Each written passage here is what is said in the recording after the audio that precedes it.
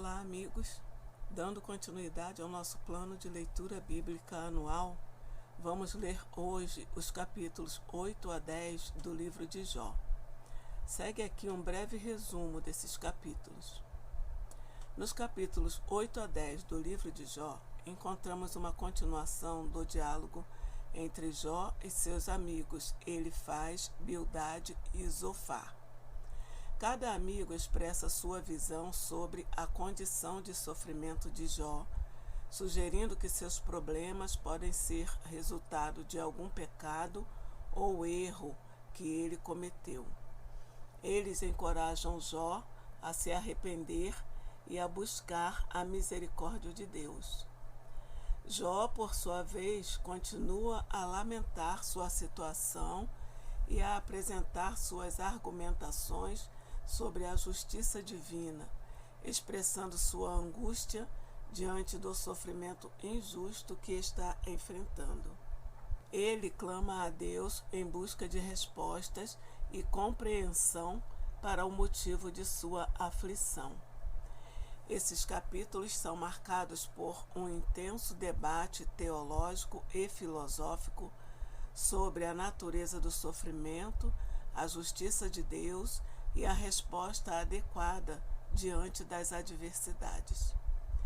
O diálogo entre Jó e seus amigos continua a se desenrolar, preparando o terreno para os capítulos subsequentes, nos quais Deus mesmo intervém na conversa.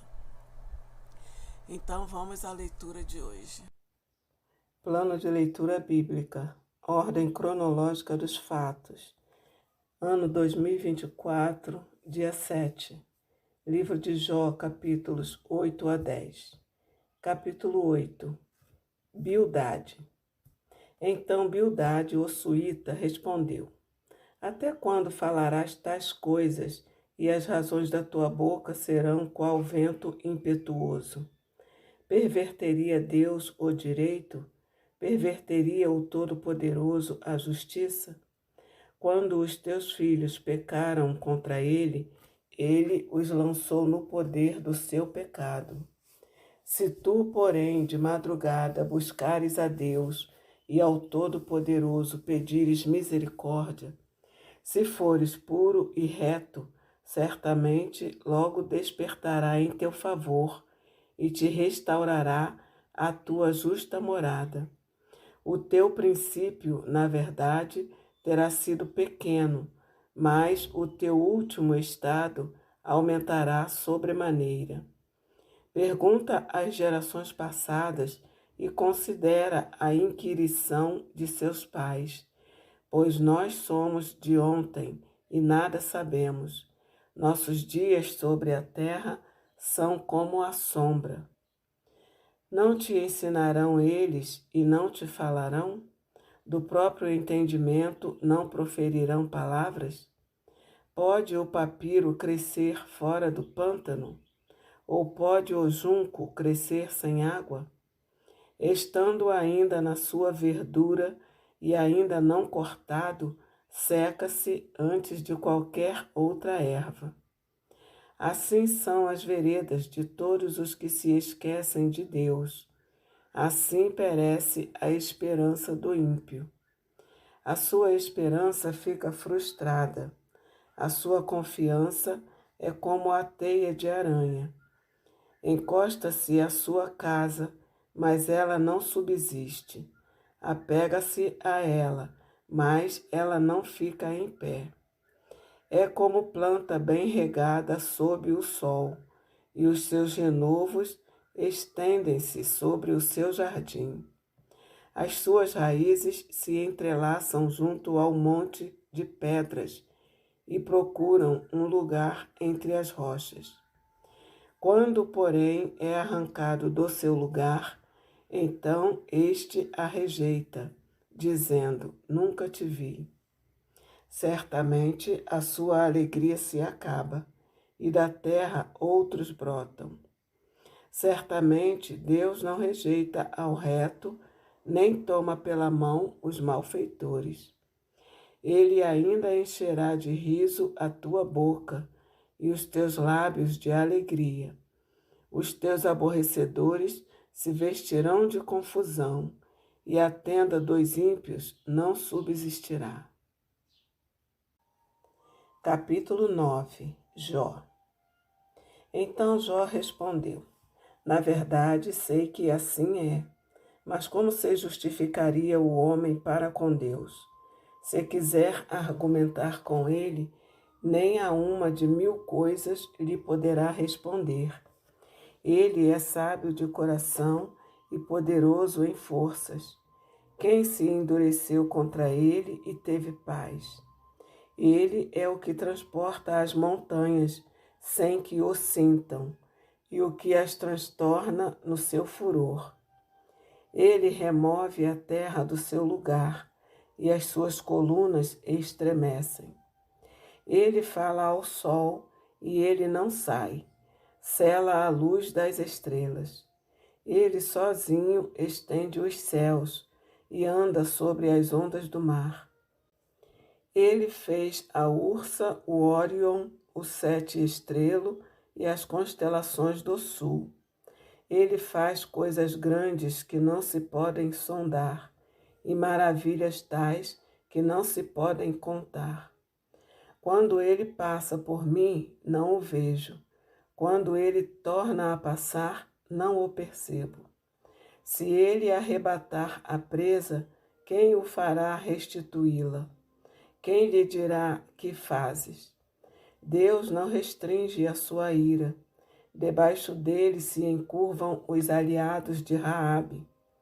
Quanto menos lhe poderei eu responder ou escolher diante dele as minhas palavras.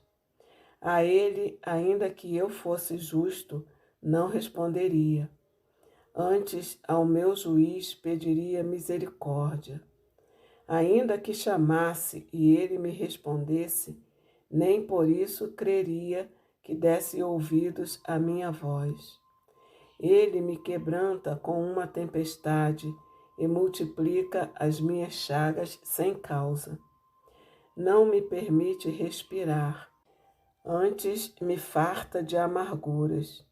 Se fosse uma questão de forças, ele é poderoso. Se fosse uma questão de justiça, quem o citaria? Se eu me justificar, a minha boca me condenará. Se reto me disser, então ele me declarará perverso. Embora eu seja inocente, não levo em conta a minha alma, desprezo a minha vida. Tudo é o mesmo, portanto digo: ele consome ao reto e ao ímpio. Quando o açoite mata de repente, ele se ri do desespero dos inocentes.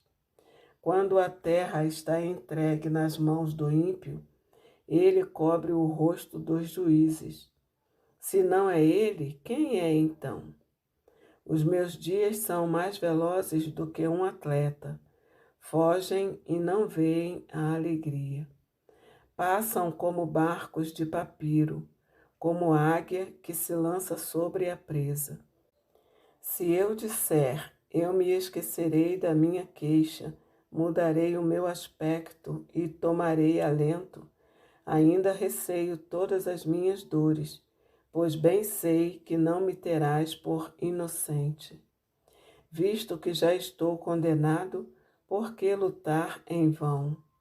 Ainda que me lave com água de neve e purifique as mãos com sabão, mesmo assim me submergirás num fosso, e as minhas próprias vestes me abominarão.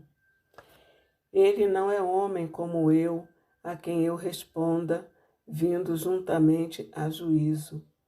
Não existe árbitro entre nós que ponha a mão sobre nós ambos, alguém que tire a sua vara de cima de mim, para que não me amedronte o seu terror. Então falarei e não o temerei, mas como sou agora, não posso. Capítulo 10. A minha alma tem tédio à vida, Por isso darei vazão à minha queixa, falarei na amargura da minha alma. Direi a Deus, não me condenes, mas faze-me saber por que contendes comigo. Parece-te bem que me oprimas, que rejeites o trabalho das tuas mãos e favoreças o conselho dos ímpios?